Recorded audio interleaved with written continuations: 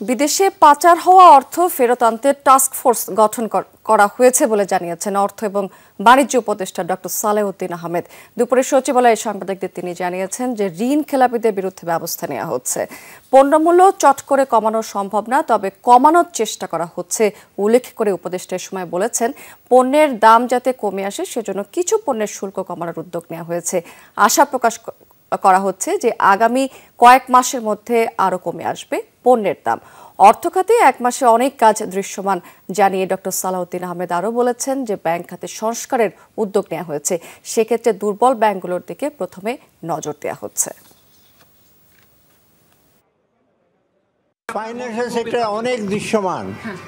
আপনাদের খেলাপি ঋণের ব্যাপারে অ্যাকশন নেওয়া হচ্ছে। যেসব ব্যাংকের প্রবলেম ছিল ওসব ব্যাংকের আপনারা দেখছেন রিঅর্গানাইজ করা হচ্ছে।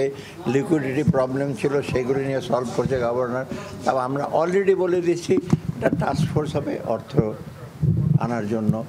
তারপরে আপনার সংস্কারের ব্যাপারে আমরা কথাবার্তা বলছি। এগুলো একটা দৃশ্যমান। জিনিসপত্রে দাম যে কমছে নাকি একটা জিনিস সেটা অনেকগুলো কারণে কমে বেড়ে গেছে এবং সেটা চট করে টেনে নামে আনা যাবে না। তবে দৃশ্যমান যে কমছে